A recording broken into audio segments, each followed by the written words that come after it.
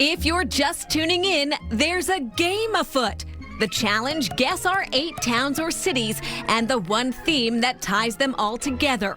Solve this puzzle and you pass our town trivia test. But only if you keep the thinking on the couch and off the internet.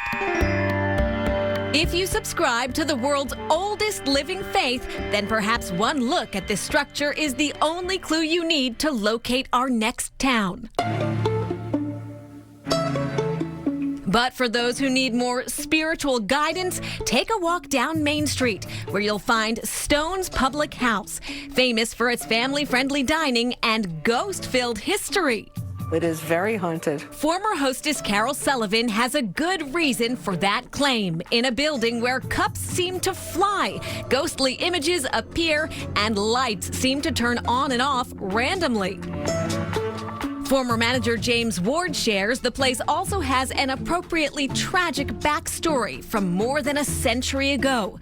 This dress, said to be a relic of that tragedy, belonged to young Mary Smith. She was 10 years old. As the story goes, she got struck by a train. They brought her into the building where she passed away. The dress remains here in a safe spot, and so does Mary's spirit, says Sullivan. She claims she sometimes hears the girl running around on the second floor, and so have some dinner guests. And they said, whoa, who's up there? And I said, I don't know, it's probably Mary running around. And they said, Mary who? I said, the ghost, the little girl. We'll resolve this mystery soon. But first, a former mill town, now a city, is our next stop. Here, the building that housed the first paper mill in the world to produce paper rolls still stands, as does a homestead that served as a safe haven for those seeking freedom from slavery. There was a lot of anti-slavery work happening in Boston, and so a lot of freedom seekers were coming to this area because they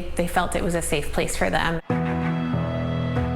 Allison Pagliaro is education director at the Jackson Homestead and Museum. She explains the city that we're in was accessible by rail from Boston, so this stop on the Underground Railroad was vital. One of the daughters who lived here, Ellen Jackson, she wrote about her life in the house, silly things like playing with her siblings, but also really big important things like freedom seekers being brought here in the middle of the night. Father took him in and the next morning drove 15 miles to a station. Ellen's father was William Jackson. This is William Jackson and his wife, Mary.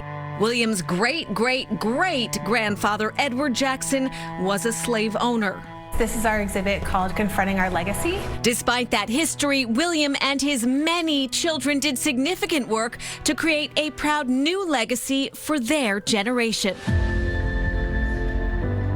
They were doing things like raising funds for those that had freed themselves from slavery, sewing clothing, helping pay medical bills or lawyer fees. It really was a family effort to do this work. So any idea where that work was happening? Right off the Mass Pike on Washington Street. We are in the city of Newton. The Jackson Homestead is the only documented Underground Railroad stop in the city. What an inspiring and incredible history. Yes, the city of Newton fills out this square in our town trivia test. But what about our earlier clues? Which town holds claim to both Sri Lakshmi Temple, the largest Hindu temple in New England, and Stone's Public House, the restaurant famous for its food and literal spirits? That would be the town of Ashland, where in 1832, wealthy landowner John Stone guessed that a hotel right next to Ashland's newly built railway station would be a great investment. He guessed wrong and built the building a little bit too close to the train. The business of a hotel did not flourish because of the noise and the vibration. While the hotel didn't last, Stone's legacy remains in Ashland with his namesake restaurant and the body of a cheating gambler, rumored to be buried in the basement. Everybody talks about the possibility of that guy being buried in the basement because it's a dirt floor, and that's quite possible. Who knows? Ooh, and that gambler, rumored to be buried in the basement, is said to be killed by John Stone after he was caught cheating. After he was caught cheating, well, paranormal researchers went there in 2004, did an investigation, and they concluded that there were several spirits, including John Stone himself, still lingering No, thank in you. the property.